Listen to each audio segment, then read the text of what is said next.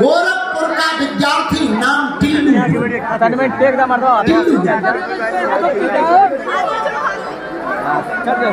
Master के पास गया, बोला सर तुम्हारे पिताजी जिंदा हैं कि मर गए? मास्टर बोले मर गए। टिल्लू गुरु बोला आज हमारे सपने में आए थे। मास्टर बोला हमारे पिताजी तुम्हारे सपने में क्या कर रहे थे? तो मुस्कुराता हुआ टिल्लू गुरु बोला सर जी आपके पिताजी आज रात को हमारे सपने में कह रहे थे कि हमारे बेटा जो प्रिंसिपल है उसके पास चला जाना, कह देना इस बालक को पास कर दे। एकदम सीधा बारे थे यार लोगों। मास्टर बोला जय हमारे पिताजी तुम्हारे सपने में, ठीक है कल आना। जैसे ही कल आया सोई मास्टर बोला सुनो हमारे पिताजी हमारे सपने में आए थे। टिल्लू गुरु बोले तो क्या हुआ? बोले आकर के कह रहे थे कि जो लड़का कल हमने भेजा था महानालायक है उसको पास मत कर देना, पास हो भी तो फेल कर देना।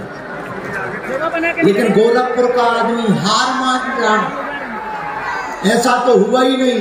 तुरंत टिल्लू गुरु मुस्कुरा कर बोला देखो अब आपको पास करना हो करो, फेल करना हो करो, लेकिन एक बात बोले बुरा ना मानना तुम्हारे बाप 2 कौड़ी के आदमी है। बोले क्यों? बोले हमसे कुछ और कहते तुमसे कुछ और कहते, 2 कौड़ी के आदमी है। ऐसे भी लोग होते हैं पृथ्वी पर विद्यार्थी, ऐसे विद्यार्थी कभी पास नहीं होते।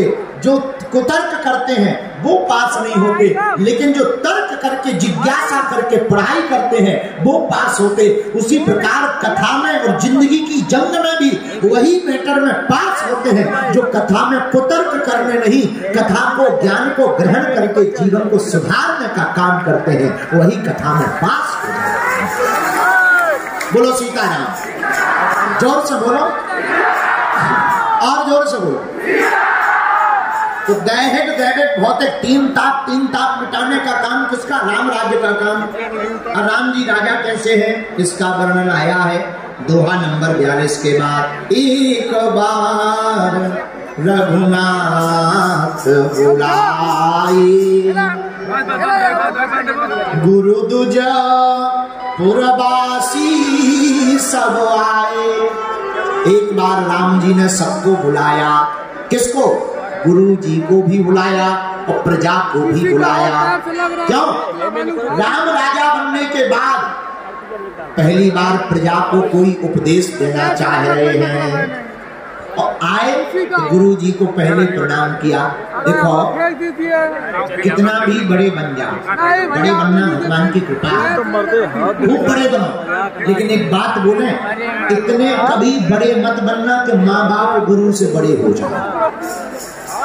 बड़े हो जाना पर इतने बड़े मत हो जाना, माँ बाप गुरु से बड़े हो जाना। मेरे पागलों खूब बड़े बनना पर जब भी माँ बाप गुरु के सामने जाना उनके लिए बच्चे बन करके ही उनके चरणों में पड़े रहना,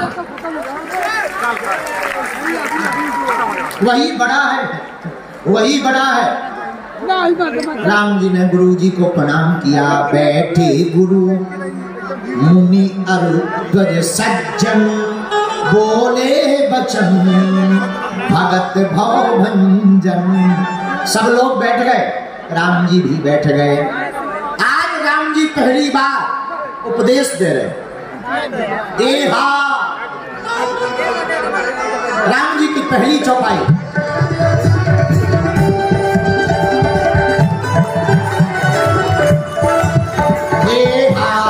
सुनो सकल गुण जन नमवानी